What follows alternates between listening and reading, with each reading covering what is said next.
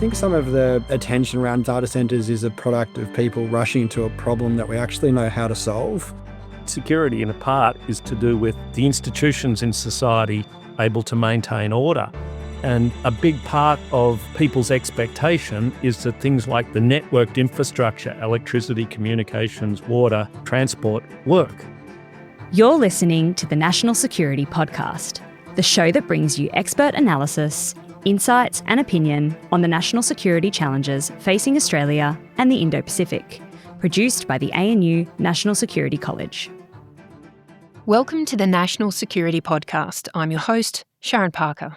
It is my privilege to acknowledge the Ngunnawal and Ngambri people who are the traditional custodians of the Canberra land on which we record. Australia is the driest inhabited continent on the planet. 70% is arid or semi-arid. The loss of our water is an existential threat. It grows our food, it powers our industries, our communities are sustained by our river ecosystems, and increasingly, it supports our digital economy. Water is not simply an environmental issue. It is strategic infrastructure, it is an economic issue, and it is, therefore, an issue of national security. Our political leadership has seen state and federal water ministers naming data centres as an emerging threat to our water supply. In response, a Senate inquiry is investigating the validity of these claims. And from the top, Prime Minister Albanese has announced that he will introduce a world-leading artificial intelligence framework that includes new data centre rules on water use. Now, it's a start, but in the meantime, 40% of Australia's agricultural output is generated by the Murray-Darling Basin, and it's getting hotter, drier, and more volatile. The basin is so big it covers New South Wales, Victoria, and pushes into Queensland and South Australia. It's so complex that parts of it can be in drought, while other parts are in flood. And yet, despite its strategic importance, the question of water security remains largely absent from our national security debate. So today we ask, can Australia remain resilient, prosperous and strategically secure if it loses control of its water future? I'm joined by Dr. Jason Alexandra from the Australian National University. He's also been a consultant and a senior government executive. His work considers Australia's long-term water security challenges and the Murray-Darling Basin reform. I'm also joined by Matthew Coulton from WSP in Australia, and he is a recognised leader in climate risk, water policy and strategic planning. He's formerly of the Bureau of Meteorology, and he has advised federal and New South Wales governments on water policy and reform. Welcome to you both. Thank you for having me. Thank you. So water is a national security issue. Are we in a position where we can actually reframe this topic from a social or an environmental one and have a conversation about what it means from a national security purpose? Perhaps I can ask you first, Matthew.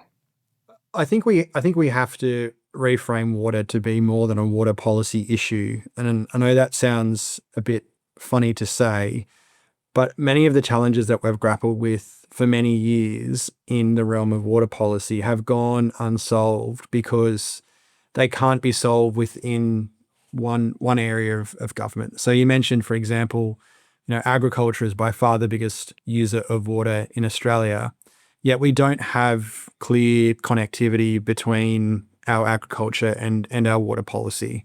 So, we have a food security green paper, I think, in Australia. Didn't mention water security to me, which is a bit baffling.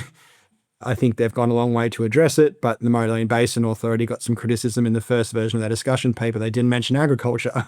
So these are just sort of two examples of where we're seeing perhaps good policy done in a policy realm, but not cross-cutting. Similarly, I think one of the reasons that we don't consider water at that integrated national level is that we just assume, whether explicitly or implicitly, that there will always be water available. At the bulk scale in regional areas, we've done a pretty good job, probably better than anywhere in the world, about being able to have flexible demand that aligns with our very variable climate. And there's issues associated with that. And those issues, for example, in the Basin Plan about how things work when we see unprecedented climate conditions. But largely we assume that our cities and towns will always have water.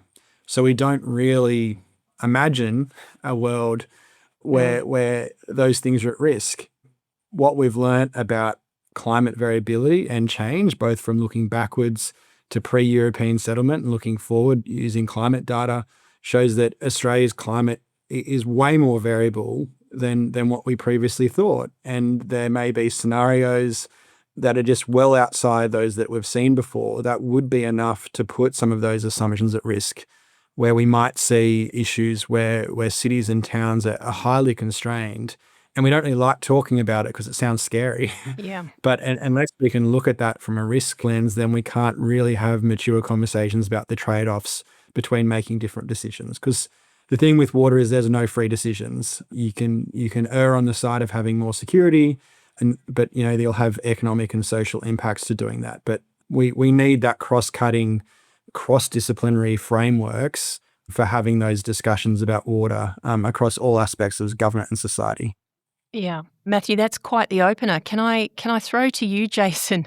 Do you think that water rarely appearing not just in our thoughts around national security, but in other areas, and its assumption of it always being present and available, is it a deliberate choice, or is it something that we need to turn and face more directly?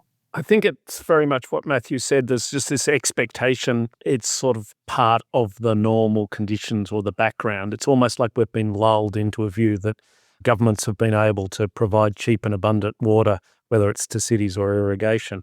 And the historic climate variability that's over the last 5,000 years and the projection forward mean that we should get ready for much greater extremes, sequences of weather that make what we've been able to measure in the last 120 years look like we've had a pretty good run. And so when we're in the middle of a big drought, we don't know whether the drought's going to break within a couple of months or within a couple of years or within a couple of decades. And so there's a drought sequence isn't like other forms of disasters, which are kind of one-off events. They're slow, they're grueling, and they test governments out, they test communities out, they place a lot of stress. And just to give an example, which perhaps many of us thought we'd never see, they're shutting down a nuclear reactor in Hungary right now because the Danube is so low that there's not enough water to cool it. They'll be in heat wave conditions. They won't have enough electricity to cool down cities. And we've seen these extreme events where heat-related deaths go up. So if we just look at water as a kind of commodity or a resource, we miss the fact that it's become a critical input to a whole range of modern technologies, the whole way we live in modern societies, with these deep connections to food security, water security, and spin off from that to geopolitical security. So it was fashionable during the Millennium Drought to talk about water security in Australia, but we haven't really taken that experience, that pressure of a decade-long drought and said, what does it mean to really deal with water as a central issue to our national security? So the best example is the Millennium Drought, where it tested out all our irrigation-based industries. The mouth of the Murray has remained closed throughout most years of the 21st century. It only closed once in the 1 year in the 83 drought.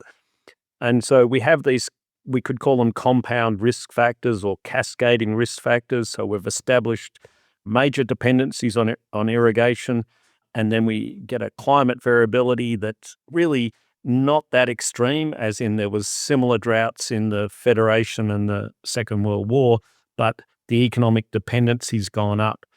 We also saw virtually every major city in Australia, every state government make major investment decisions towards desalination plants and augmenting urban water supplies. There'd been population growth, and there'd been an expectation that demand management could secure urban water supplies, and then a drought of historic proportions came along And suddenly there was this urgent rush to build desal plants, and literally at great expense to the urban ratepayers who will be paying for those desal plants for decades, maybe even generations. So getting what we might call sensible or appropriate water policy is about having some realistic or perhaps realistic, feasible views of what scenarios we might be facing, how important the social and economic dependencies are, and then what kind of investment in water supply, water provision really makes sense. And these are not, they're not trivial decisions, even with a stationary climate. When we put them in the context of a changing climate that is shifting that future risk profile in ways that are very hard to predict, all we know is that they're likely to be much greater, then we need to really use the best brains in the country to think about how to do it without jumping into the risk of what's called gold plating. So we want to make sure that we don't have massive overinvestments to oversecure water, because that then is dragging investment from other important public policy issues. So it sounds like that there's a number of different things we actually need to consider. Matthew, if we consider the idea of compound shocks and then tie that together with the potential risk of gold plating solutions, how would you go about actually dealing with all of those? Oh, look, I think it's a very multifaceted question with many different solutions. I think one is probably a look at how we regulate water pricing in Australia. So we again, Australia is world leading in a lot of ways that we manage water. And in theory, we have independent regulation of water pricing. But, following the Millennium Drought and the scene that Jason said, we had in many Australian capital cities over the 10 years that followed periods where water rates went down or remained static. And we had plenty of water around, and it wasn't that was the fault of the regulator or the fault of the utility or the fault of the government of the day, but in the lack of a pressing imminent need to invest more in water, it was convenient for everyone not to do so. So in Sydney, where I live now, I think there was 3 years in a row where water bills went backwards, and it was the front page of the paper and everyone was happy. Obviously, the minister of the day was happy. The utility was happy to go and tell their customers. The regulator said, we've actually approved a reduction in bills. Yet here we are, just not too many years later, and we have utilities are submitting price submissions saying they need to double their rates in the space of 4 years, and that we have, infrastructure that's 50 years old and needs replacing, and that we need to build more desalination and more recycling. And it raises the question for me of, well, none of this stuff has come as a surprise in all those good times. Why were we flattening and suppressing investment in water, and now we have a bit of a cliff? So I think although we do have independent price regulation in principle, I think what reality shows is that it's still subject to short-term political pressure where, if we don't need to spend money now, we would prefer to put it off.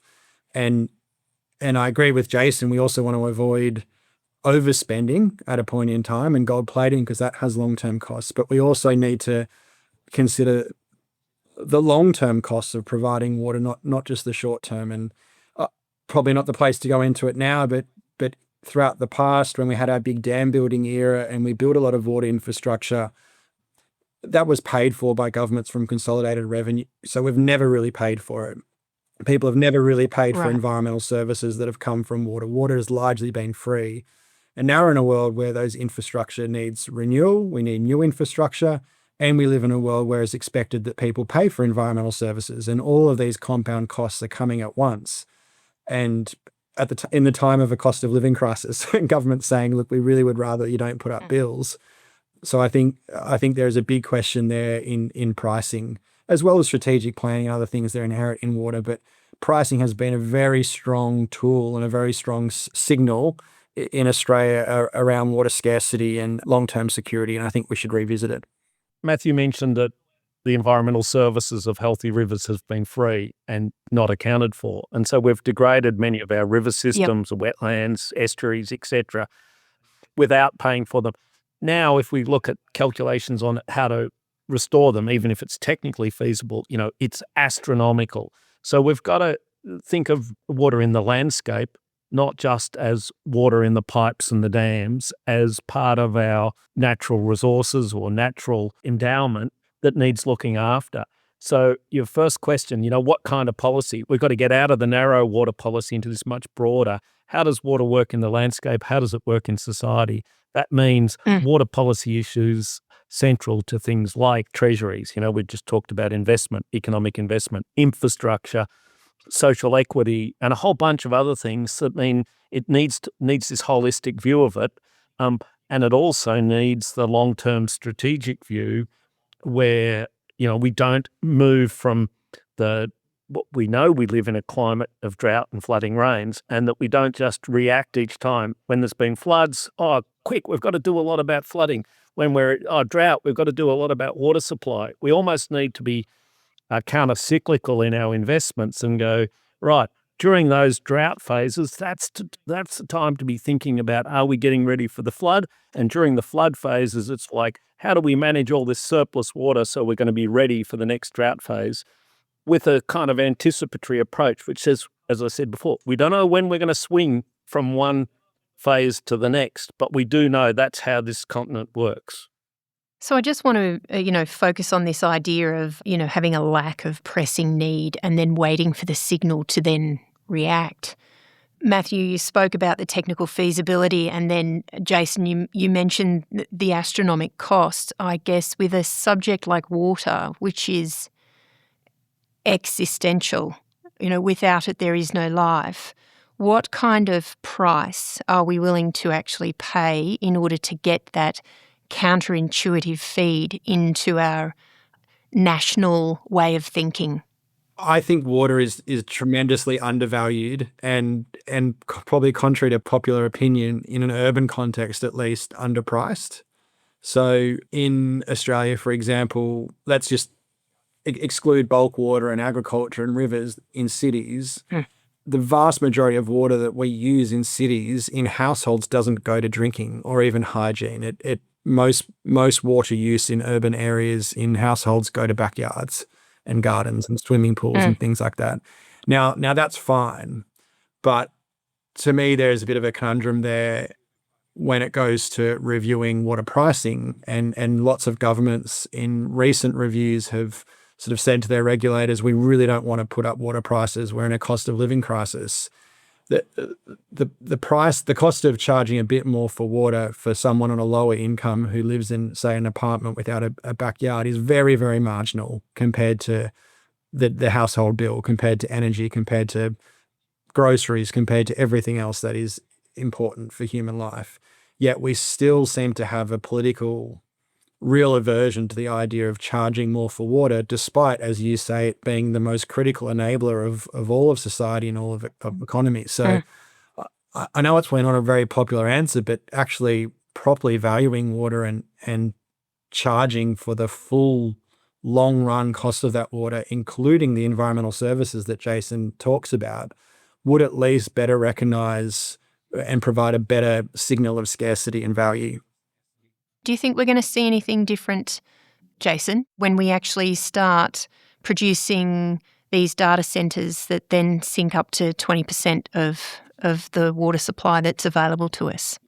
Years ago, I was referred to by irrigators as the free market ecologist, and my answer to that question is, don't single out data centres. There's lots of industry that uses lots of water, and if we have the policy architecture right and make it a competitive environment, we don't say industry X can't buy land or can't use electricity. So I'm just a believer in treat all enterprises equally in terms of a regulatory environment and let them compete for resources. And if we need to supplement water supply because of somebody building a massive data center, make them pay the real cost of that supplementary supply. But as Matthew said earlier, we know that about 70% of all water used in Australia is used for agriculture, for irrigated agriculture. A lot of it's still relatively inefficient. From an economic perspective, it might be very inefficient. And we have committed to water markets, which allow the transfer of water rights around. So if urban area, if an urban area is competing for a data center, maybe buy some irrigation water rights and use that to supplement supply. So I think they're kind of the latest thing that we love to hate, and I've had the same view expressed to me about cotton farms or sugar farms or whatever it is. It's like, let's not pick on the commodity or the service or the enterprise. Let's actually put serious capability into making sure we have the policy architecture, which deals with, the social justice, the equity, the efficiency side of the way we go about setting up our water policy, our water policy framework. And Australia's had several goes at reforming water policy. They have some international significance in terms of being an attempt at a coherent sort of modern policy architecture for water, but it's like the job's incomplete. So let's keep a commitment to, Right. You asked the question, Sharryn, about what price should we pay. Actually, we should invest in the best minds in the country to critique how well we're going and how we're dealing with things like climate risk and so forth, and then use kind of surgical policy reforms rather than this polarizing, there's some bad water using industry out there or there's some desperately important environment. Let's treat it that the whole continent is socially, like culturally rich due to the Indigenous involvement and in custodianship of this landscape. Water's a central part of that. Wherever you go, there's critically important water sources or water flows, and we need to be thinking about what kind of, as a nation, what's our relationship with the water on this continent? I think quickly on the data center issue, I don't mean this in a very critical way, but I think some of the attention around data centers is a product of people rushing to a problem that we actually know how to solve. We have institutions and governance in place that can manage that. And I think if it's managed right, we could actually see a bit of an acceleration of investment and regulation that we should have been doing anyway. So say, for example, water recycling in Australia, which to a water scientist like me just makes eminent sense because I know that all water was recycled anyway, has long been on the go slow in Australia, not for technical reasons, but for political reasons, where it has been attempted in a few places. There's been very strong political campaigns against it. And so we've kind of been scared of it. If we can see the shock of data centers coming into an urban context, leading to an acceleration of bringing more recycled and other climate resilient sources of water onto the grid, and as long as those data centers pay the full long run cost of a high security water product, then I don't think it's as scary as it's made out. I think just to put some numbers around what Jason was saying, some of the upper projections of data center water demand in Australia looking about 17 gigalitres by 2030. We have some individual farms in Australia that use more than that water in a year. And it's not a like for like comparison because we don't have a farm in the middle of a city, taking out water and having to use it every year and it's not treated water. But just to put the numbers in context, it's perhaps not what has what people would think based off what we've seen in the media. I did just want to get to that point around seeing it as a cross-cutting issue and having strong minds that perhaps look beyond the political cycle. If you see countries that have done water security and water management policy really well, they have managed to create institutions that are somewhat resilient to short-termism and politics. The Dutch are very, very good, very, very good at this. They have a very robust, strong water policy architecture that doesn't get touched or meddled with too much by politics. In Australia, back when we had a National Water Commission, and I'm not necessarily advocating for re-establishing one because there were some good reasons why Australia's was ceased. The National Water Commission in Australia reported to the Department of Prime Minister and Cabinet. They didn't report to the Water Department. Of course, water reform in 2007 and the years that followed was seen as this big cross-cutting issue. And so you had a National Water Commission that was partly unpopular because it was doing what Jason said and it was reporting on, whether the state and territory governments were doing a good job or not. Now, fast forward, we have the Productivity Commission is in charge with reviewing national water reform every 3 years. And the last three reports have largely been noted by government. So the Productivity Commission has come out and said, oh, look, we've made progress in some senses, in others we haven't. And then government said, okay. And then 3 years later, the Productivity Commission comes out and says the same thing, and government say, okay.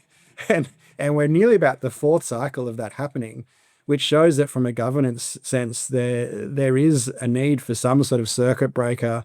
And I don't blame necessarily the individual water policy departments for this, because they just don't have the authorizing environment to deal with water as a cross-cutting issue. You know, the environment departments that are charged with water are considered relatively junior portfolios from a political perspective. They have very small budgets. A minister doesn't really get rewarded for doing stuff in water because people just expect water to come out of the tap. They can lose some political skin if things go wrong. Another important dimension of that is the whole federation relationship. So, you know, water is primarily a state responsibility, although the Commonwealth's got increasingly involved. It's also very much a local utilities responsibility. And so we've got to make the federation work from top to bottom if we're going to get water to work. And so the architecture, the reform architecture was about involving prime ministers and premiers so that it did have that cooperative federalism sort of wraparound. And on the Productivity Commission, I was quoting, a colleague of mine and I have produced a climate, we're calling it an adaptation action agenda for Australia. I think it's 5 A's in a row. And I quoted from one of those Productivity Commission reports, I think it might have been the first one, where it said, Australian water agencies lack the capability for dealing with climate change and climate risks.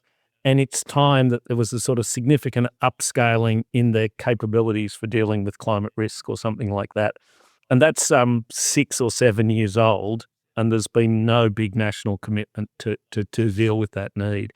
So, yeah, it's important to get beyond the report being landed and start acting on some of these insights. We'll be right back. In this disrupted world, Australia needs security professionals more than ever. Join the next generation studying at the ANU National Security College.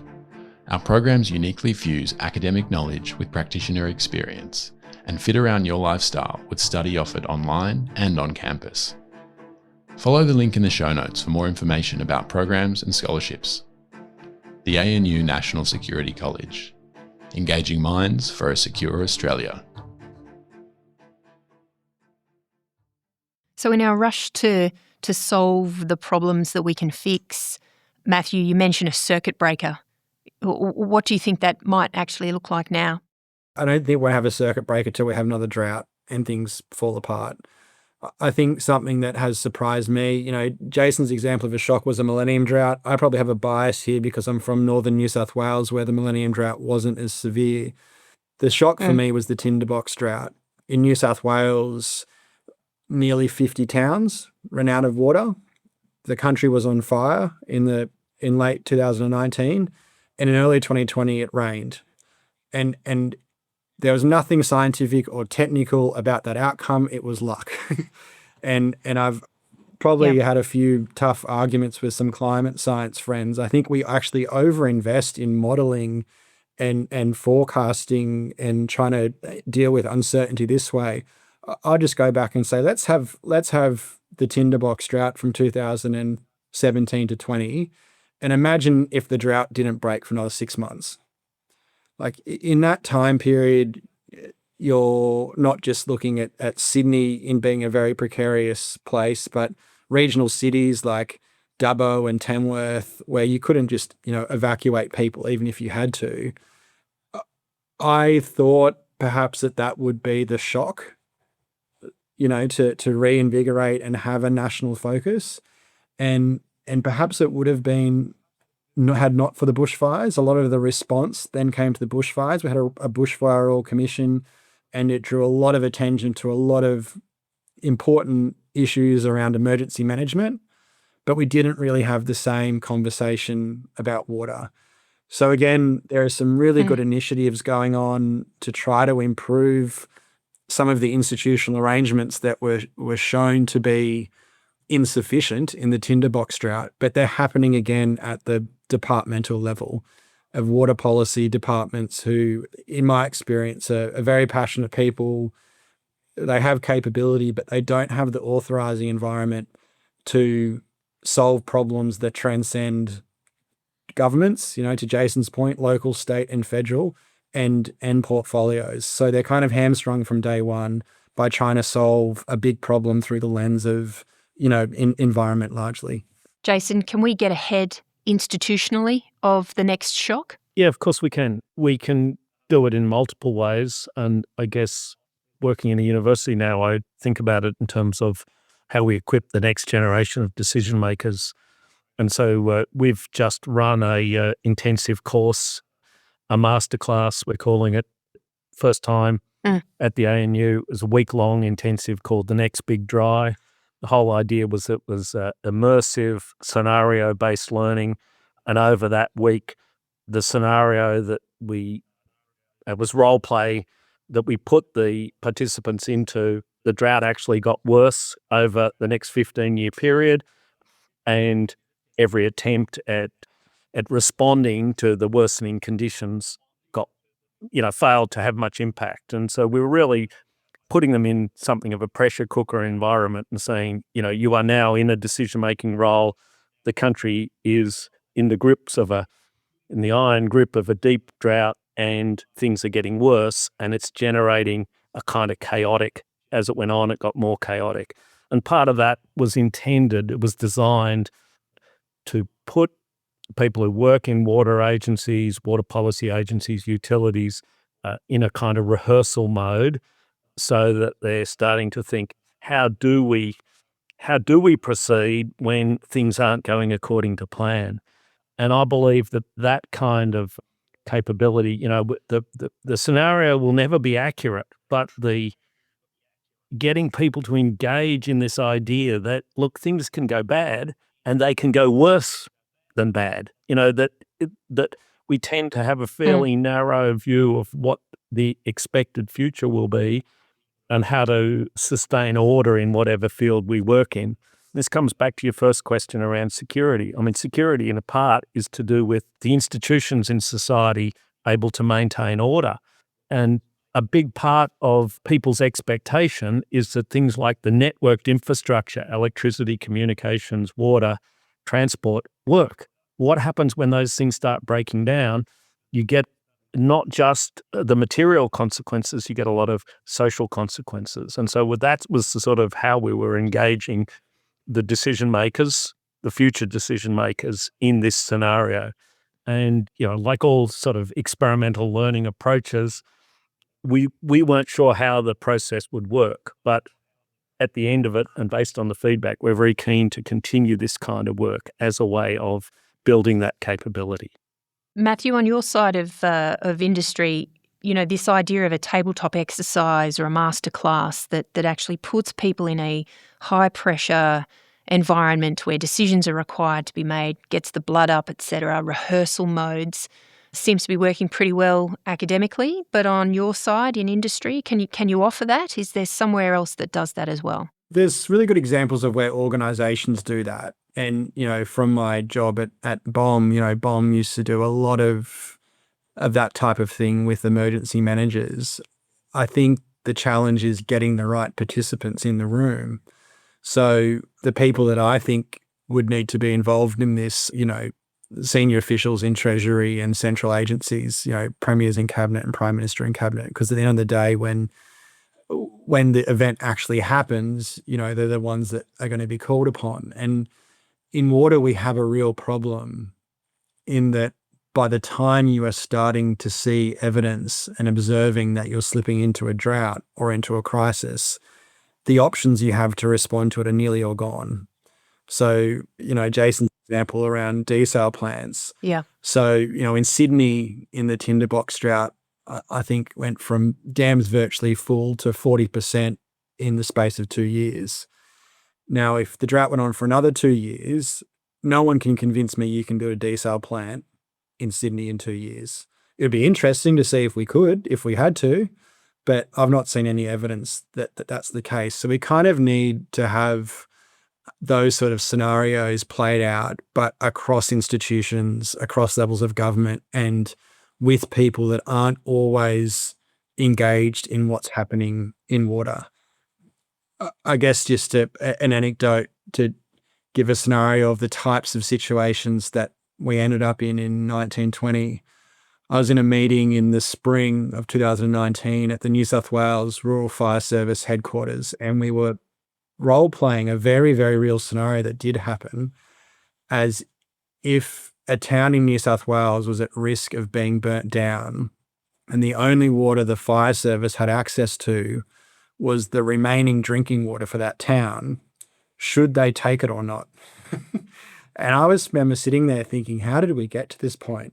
Yeah. So having the fire brigade have a choice whether to take the last drinking water for the town, which would essentially mean the town would have to be evacuated in order to put the fire out, or to let the town burn down. I mean, that's the type of scenario I'd like to put some people in ahead of time. So perhaps we could precipitate some thinking about how we avoid it. Yeah, we're reframing what existential actually means when we ask those questions. Jason, who would be at the table for a national water strategy and follow-on exercises if you were in charge? I would probably pick up on what Matthew said, make sure we had the adequate representatives from state and federal governments, from Premier and Cabinet and Prime Minister and Cabinet type central agencies. Some of the Treasury people, because we started off talking about investment and the economics of long-term investment in water. But I would also suggest that some kind of a brains trust or a bunch of independent advisors, however you configure it, so that there's enough, I'll call it sort of friction, to catalyse some honest appraisal of the situation. So, it's part of the tendency in hierarchical organisations is that when the boss says black is white, everybody says black is white. And we have to be careful of groupthink. And also in Australia, there's a tendency to be triumphalist and say, oh, we've got the best water policy in the world, or we've got the best, we've managed the most variable climate. And if you know anything about what's going on around the world, it actually doesn't stack up. But it's also quite damaging, because instead of going, look, Australia's a good place to learn about water problems and how to deal with them because we've made so many mistakes and we're still learning. It's a much humbler way to approach it. So how to get people who are in very powerful and influential positions to face up to the fact that we've still got a hell of a lot of work to do and there's a big room for improvement. And so somehow getting away from the standard hierarchical structures, I think, is a necessary part. So, whether it's through some kind of a commission or commissioners or bigger investment in water research and kind of public debate about where we're going, I'm not sure. But, open it up, I guess, is what I'm saying, and bigger sort of discursive dialogue around what's needed. I love the idea that, as both of you were putting forward your view on who should be at the table if we undertake an exercise on how we actually deal with these strategic issues of national importance.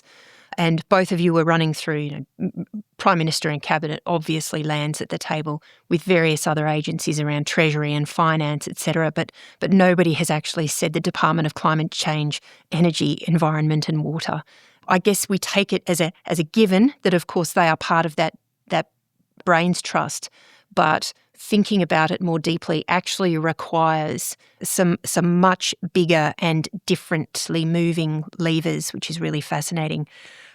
Look, gents, thank you very much for answering some of my questions today. I guess I have one final question for both of you.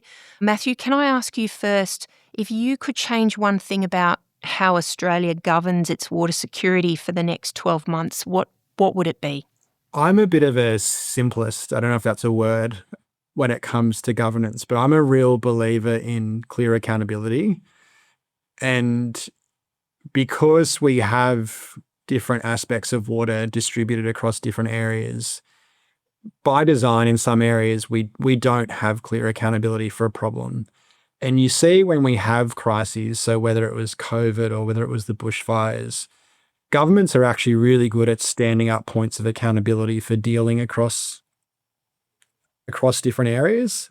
And and we all of a sudden get more efficient decisions made. Look at the kind of decisions governments made during COVID, a drop of a hat.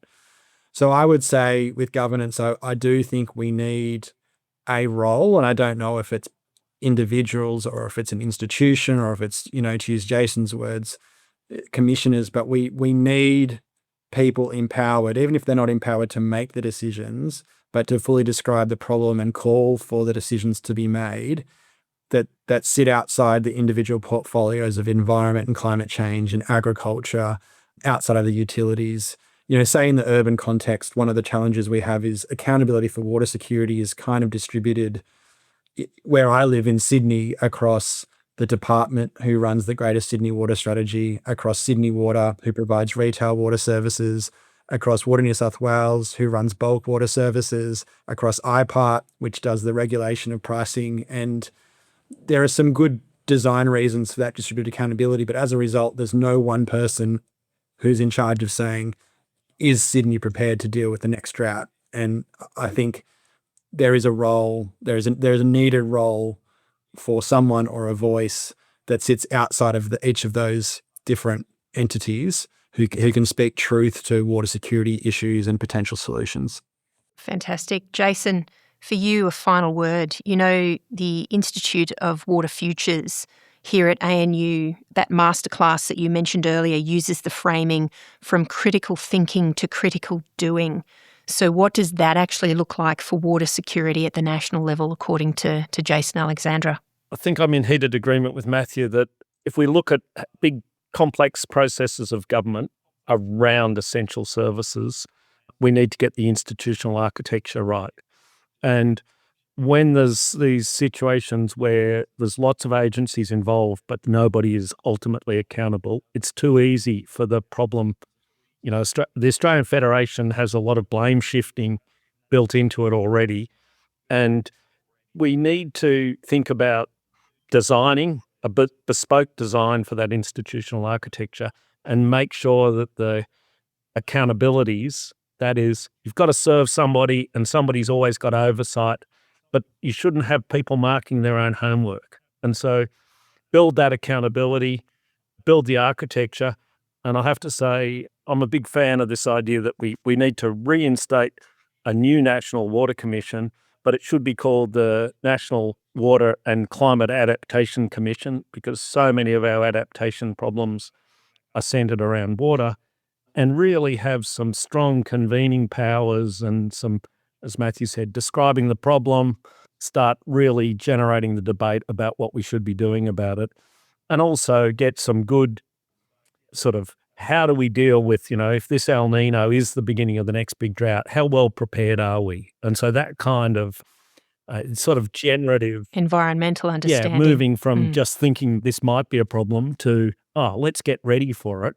Let's anticipate. Let's hope it doesn't get as bad as it might, but let's be ready for it well in advance. It seems to me that's got quite strong analogies to the military strategies where you hear old generals say, we always had to be ready, but we hope we never had to go to war. And I think it's the same sort of thing. We need to be ready, and we need to be acutely aware of that we could be taking some really bad decisions in terms of maladaptation. So how do we scrutinise those big decisions that you can't turn back on? Building another dam or a desal plant, basically it's sunk investment. So let's get the framework for making those decisions right. Love it. The idea of the old military, be prepared to fight tonight, but plan for the future, absolutely expands beyond the military mindset. I think it works for certainly our water security in the future as well. Gentlemen, thank you very much for joining me here today. Thanks for having me. Thank you. Look forward to a future discussion. Thank you for listening to the National Security Podcast.